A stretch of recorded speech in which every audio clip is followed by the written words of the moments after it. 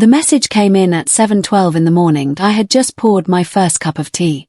The kitchen was quiet, the kind of quiet you want to hold on to before the day gets loud.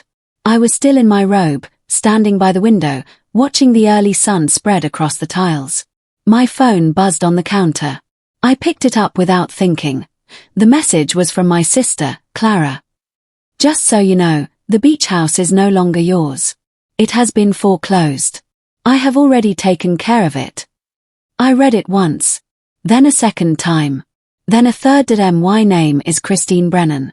I am 32 years old.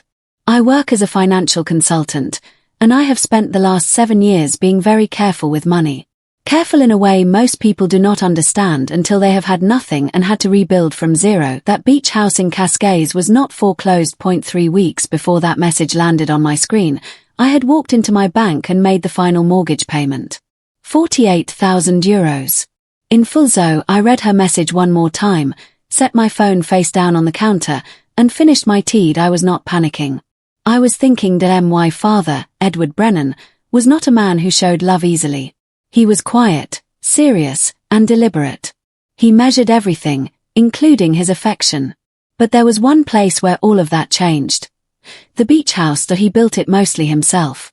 He bought the land in Cascais in the early 90s when it was still dusty roads and thin trees. He designed the structure on graph paper at his kitchen table, arguing with builders every weekend until they got it right.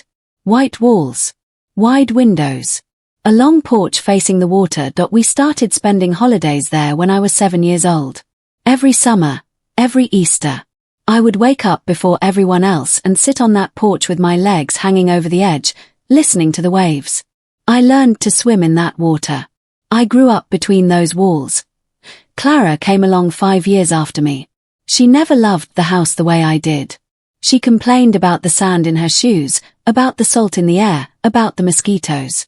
By the time she was a teenager, she stopped coming altogether. She preferred the city. Air conditioning and shopping malls and pavement. My father noticed. He never said anything directly, but he noticed. My father passed away 4 years ago. A heart attack on a Thursday afternoon. Sudden. No warning. He was 61 years old and was reviewing a contract when it happened. The grief hit me like something physical. Like the ground had shifted under my feet. I took 2 weeks off work and stayed mostly at the beach house, sitting on that porch where he used to sit, trying to feel something other than the hollow weight in my chest. He had left behind a will. Clean, formal, signed and witnessed. The beach house went to me. His car, his savings account, and the furniture in his apartment went to Clara. Everything was divided clearly. He had thought it through, the way he did everything. Clara accepted it quietly. At the time, I thought that meant she was at peace with it. She hugged me at the lawyer's office. She said Papa would have wanted that. I believed her. I had no reason not to. She was my sister, but there was a mortgage still attached to the property, growing with the legal transfer fees and taxes. I took it on without complaint. It was my responsibility, and I always carry what is mine. The first year after Papa died, Clara and I were close in the way grief sometimes pulls people together. We called each other often. We met for dinner on weekends.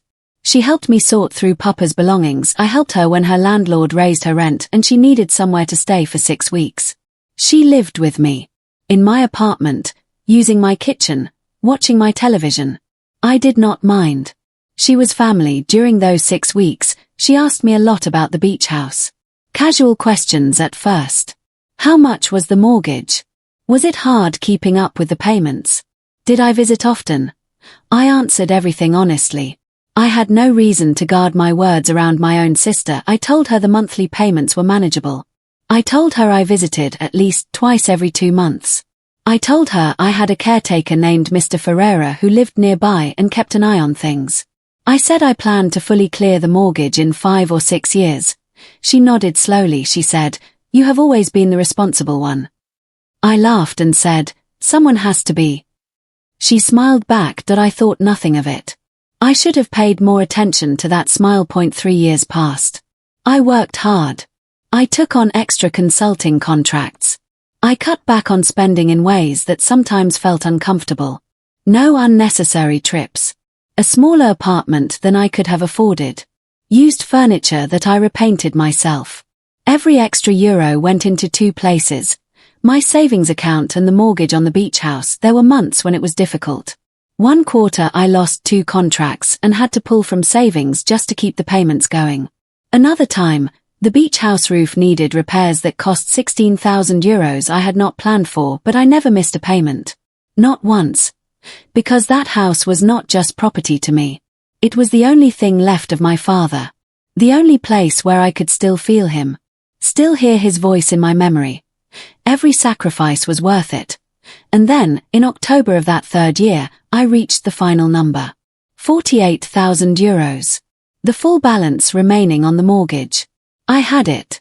I had built it carefully, over years, and I had it. I called the bank and scheduled an appointment. I was going to finish this. I was going to own that house completely and permanently. Nothing could stop me now.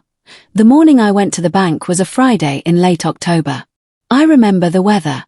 Light rain, the kind that hangs in the air like mist. I wore a plain black dress and carried a small leather folder with all my documents. The bank officer who handled my account was a calm, professional woman named Mrs. Holst. She had processed several of my previous payments over the years and recognized me when I walked in. "Good morning, Ms. Brennan." "Good morning. I am here to close out the mortgage." She looked at her screen, typed something, looked again. "Full payment today." Full payment. She processed everything methodically. I signed the confirmation. I provided the transfer authorization. I watched the transaction number appear on the screen. 48,000 euros. Cleared. Time-stamped. Verified. Final. She printed the settlement certificate and handed it across the desk. The words in bold at the top said, "Mortgage, settled." At the bottom, my name. At the side, the property address in Cascais. "Congratulations, Ms. Brennan," she said. "You are officially debt-free on that property." I held the paper with both hands. I thanked her quietly. I walked out into the mist and stood on the pavement for a long moment, alone.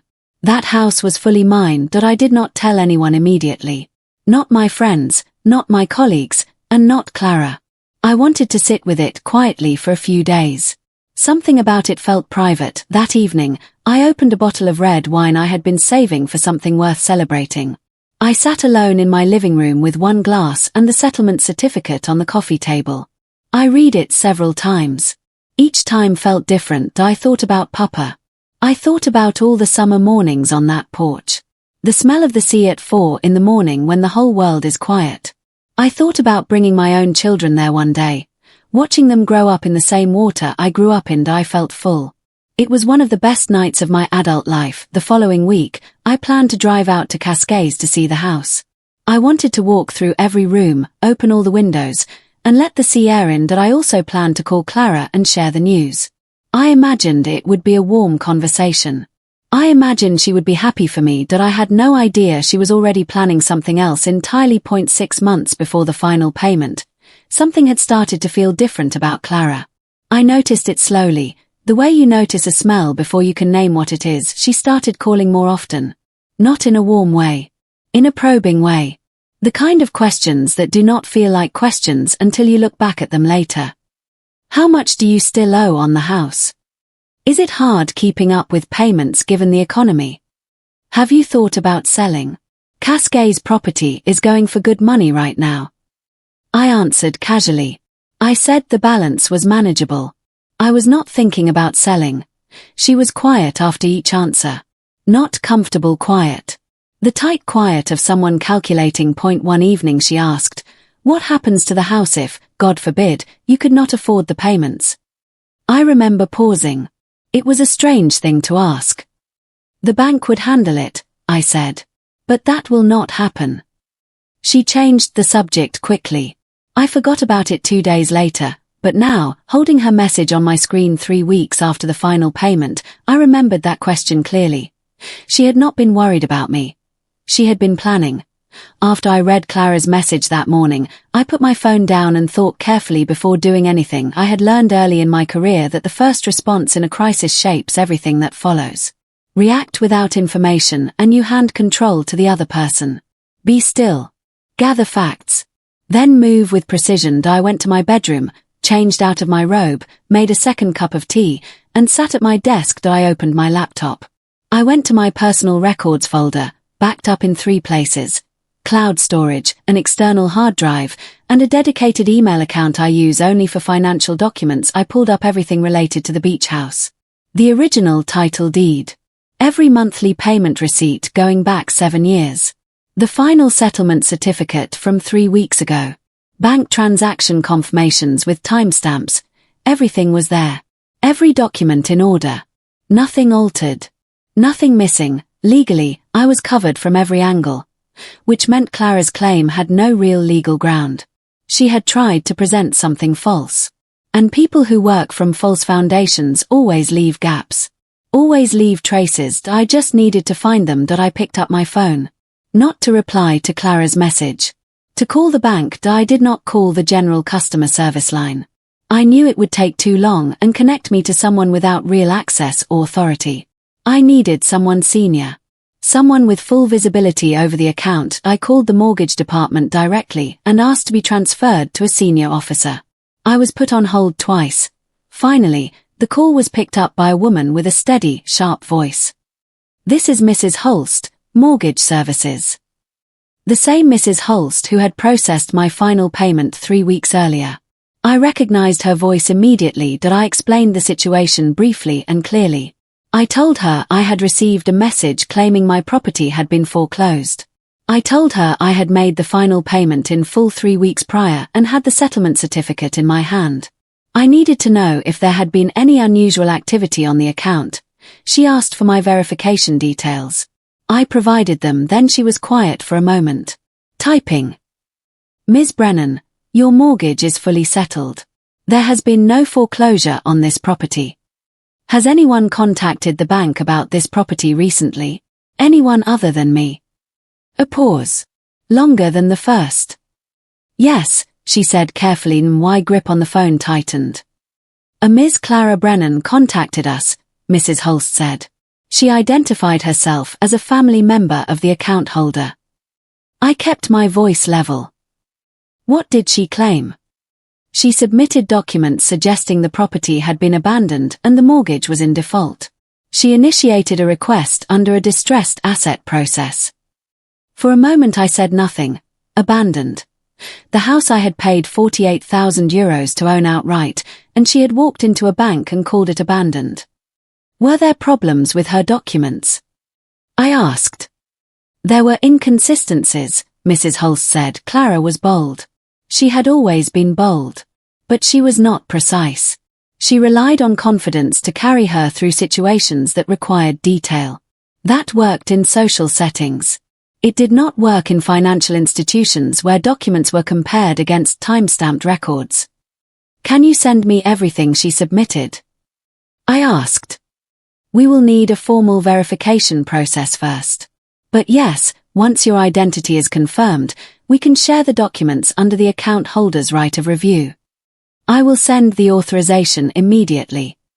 We will process it today." I thanked her and ended the call. Then I opened my email. Fast. Precise. Focused. Within 40 minutes, my email pinged. I opened the attachment carefully. 7 pages. I read each one slowly, going over every word, every date, every signature. The picture was clear. Clara had submitted documents claiming the mortgage had fallen into default. She constructed a payment history showing missed installments over a 2-year period. She included what appeared to be a letter from a property management firm stating the house had been unoccupied and unmaintained. But the inconsistencies were everywhere once you knew what to look for. The dates on several documents overlapped with periods when I had clear, time-stamped records showing payments received by the bank. You cannot have a missed payment and a confirmed received payment in the same month. The system flags it. One document carried a signature that was supposed to be mine, but the letter formation was wrong. I am deliberate in how I write. Whoever copied my signature had been working from memory. The property management letter also referenced an address format no longer in use. The street numbering in that part of Cascades had changed 3 years prior. Amateur errors. Costly ones. I printed every page. Then I picked up my phone again. This time I was calling a lawyer. I had worked with a lawyer named Mr. Voss 2 years earlier on a contract dispute. He was not loud or theatrical. He was methodical, quiet, and thorough in a way that made you feel like the facts were already on your side before anything was filed. I called his office and got an appointment for that same afternoon. When I arrived, I laid everything out in order. The morning message. The call with Mrs. Holst. The documents with their inconsistencies. The settlement certificate. My 7-year payment history. He listened without interrupting, taking handwritten notes in a small black notebook. When I finished, he was quiet for a moment. The attempt was legally thin, he said. Her documents conflict directly with the bank's own records. I do not want to defend, I said. I want it on record. I want it acknowledged officially. He nodded. Then we file a formal objection with the bank. We also file with the property authority. And we put a legal flag on the title deed so any future attempt triggers an automatic alert. He paused and looked at me directly. You are not the one in trouble here. I exhaled slowly. I know, I said. I just want to make sure she understands that too. Mr. Voss advised me to do something that felt strange. Do nothing visible. Do not reply to Clara's message. Do not confront her. Let her believe her plan had worked. When people think they have one, they keep moving, he said.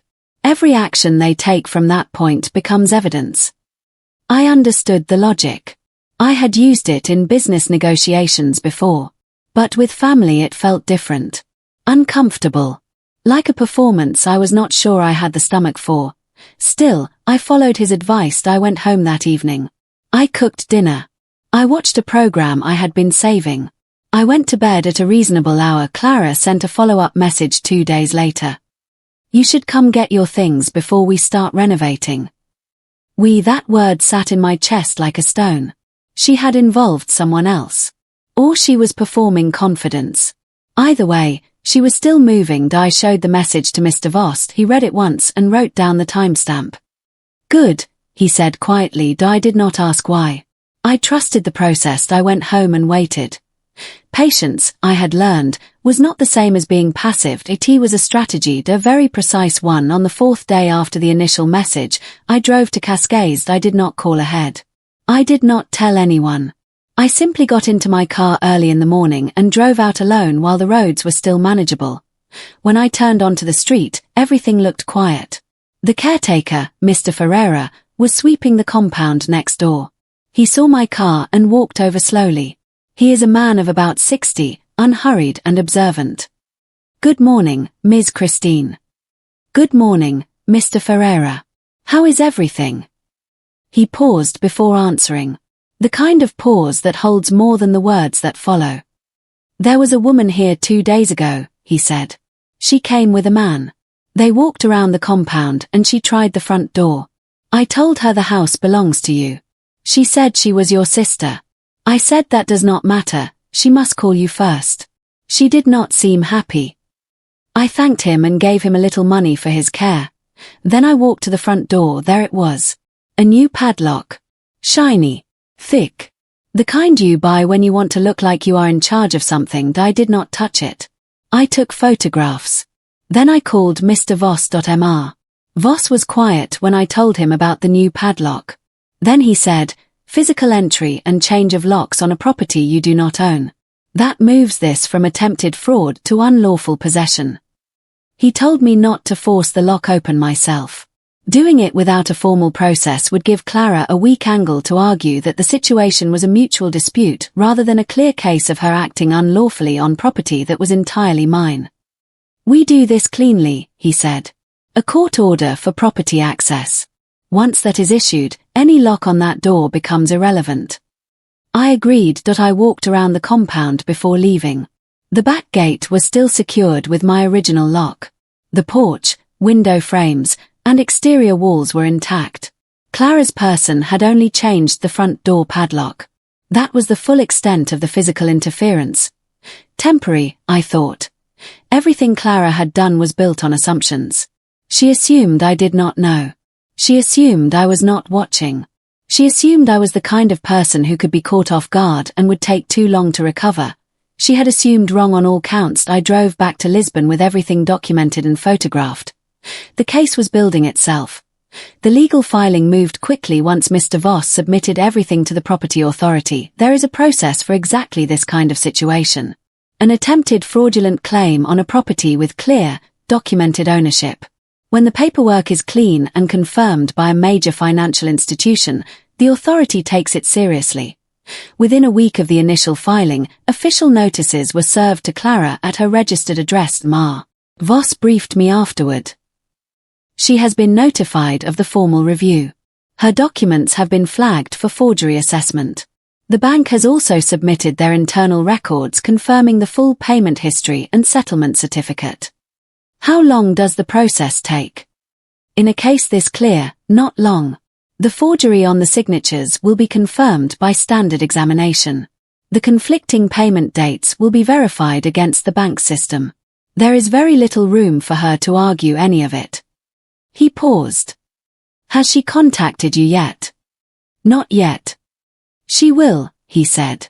Once the legal notices land, people usually reach out when the system starts closing around them. I nodded that I was not angry. I had moved past anger early in the process. What I felt instead was something quieter and more focused. Certainty. I knew exactly where this was going. She called on a Thursday evening, 8 days after the legal notices were served. I let it ring 3 times before I answered. Christine. Her voice was thinner than usual. Not the confident, casual tone I was used to hearing from her. Clara, I said. I think there has been a misunderstanding. I was trying to reach you about the house, and I got confused. I thought the payments had stopped. I was worried about the property. You were worried, I said. Yes. So worried that you submitted forged documents to my bank claiming the house was abandoned. Silence. So worried that you changed the lock on my front door. More silence. So worried that you told me the house had been foreclosed. Her breathing had changed. The carefully constructed story she had prepared for this call was falling apart sentence by sentence. I did not think you could afford it, she said finally. I honestly thought the bank was going to take it, and I was trying to protect it. By taking it. She did not answer. Clara, you did not ask me anything. You did not call. You made a decision based on what you wanted to be true. Another long silence.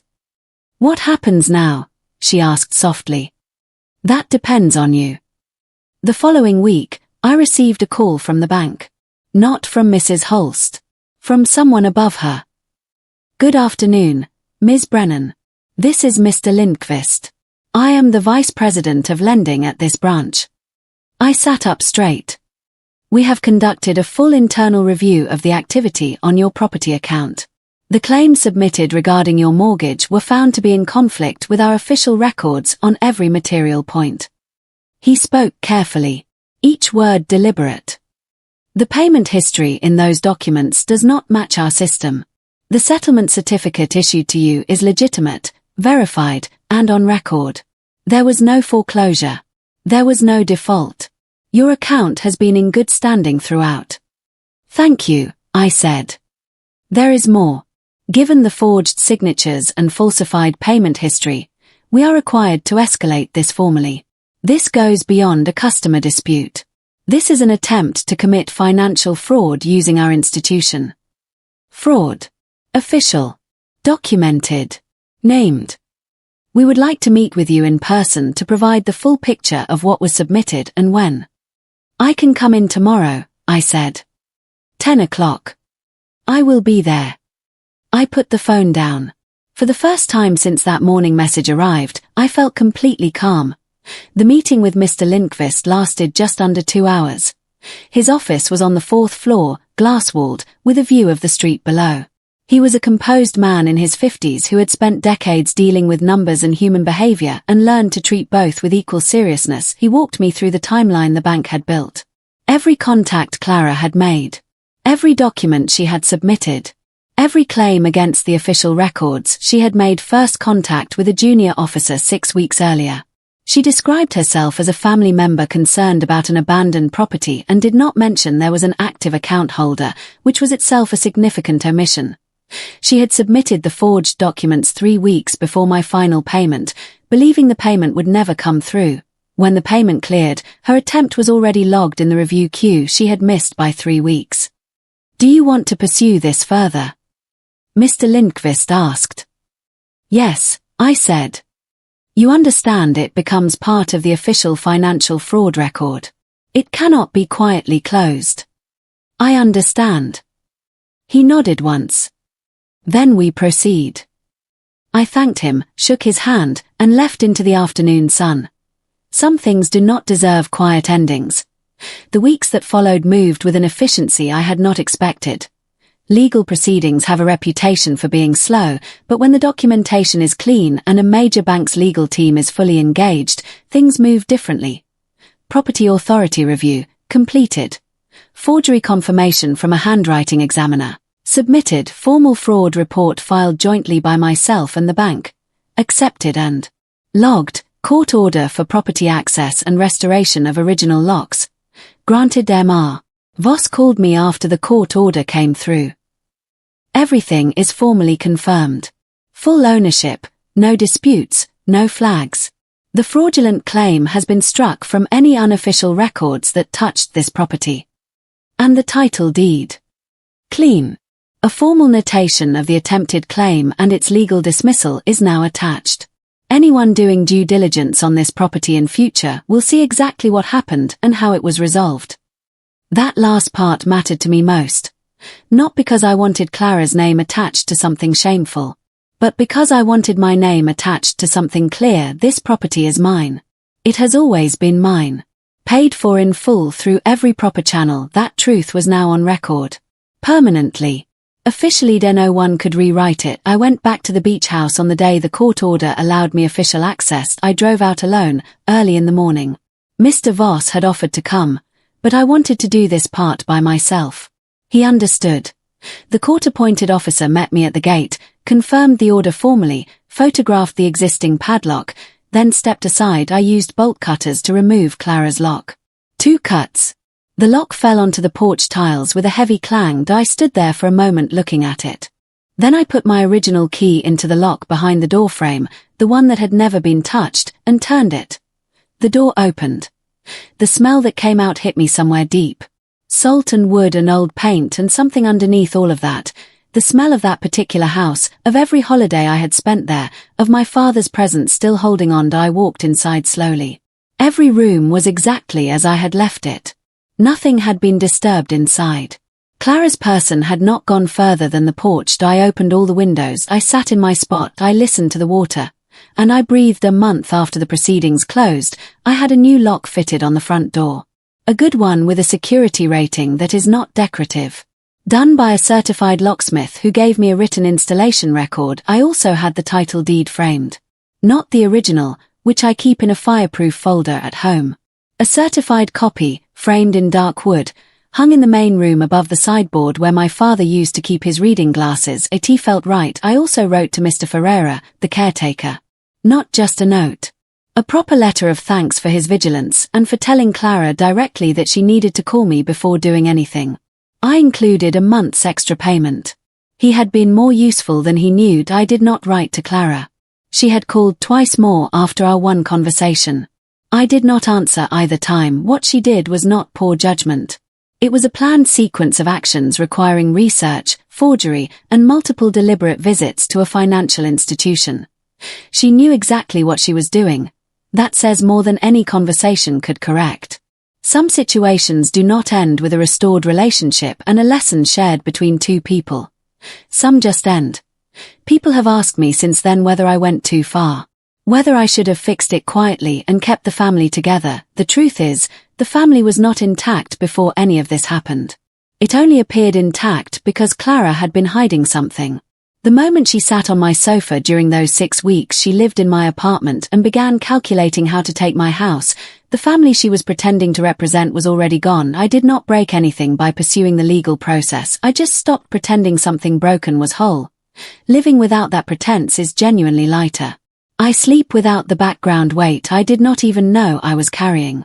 That low hum of anxiety that comes from having a person in your life who you love and trust but who, on some level you cannot name, you are always slightly managing. That is gone now. What I have instead is clarity. The house is mine. Fully, officially, permanently. My records are clean. My name is clear. The work I did over 7 years of payments and sacrifices and late nights is documented, confirmed, and protected. No one can reach back and take that from me. Not without facing exactly what Clara faced. And that is more than enough. I spent last Christmas at the beach house for the first time in 2 years. I drove out on the morning of the 24th as the city emptied for the holiday. The roads were clear by the time I reached Cascais. The sky was the pale grey blue of December, the winter haze turning the light soft and clean. I stopped for fresh fish at the roadside market near the turn. I bought tomatoes, peppers, fresh herbs. I cooked fish stew that evening in my father's kitchen using his recipe, written on paper I have kept in my wallet for 4 years. I sat on the porch until well past midnight. The waves came in slow and steady. The same rhythm I have listened to since I was 7 years old. Consistent. Unhurried. I thought about everything it took to sit in this chair on this night. The years of payments. The careful records. The morning of Clara's message. The call with Mrs. Holst. The meeting with Mr. Lindqvist. The court order. The bolt cutters. The sound of that padlock hitting the floor. All of it led back to this. To simply be here, that is what ownership feels like when truly earned. Not just a name on a document. A presence. Mine.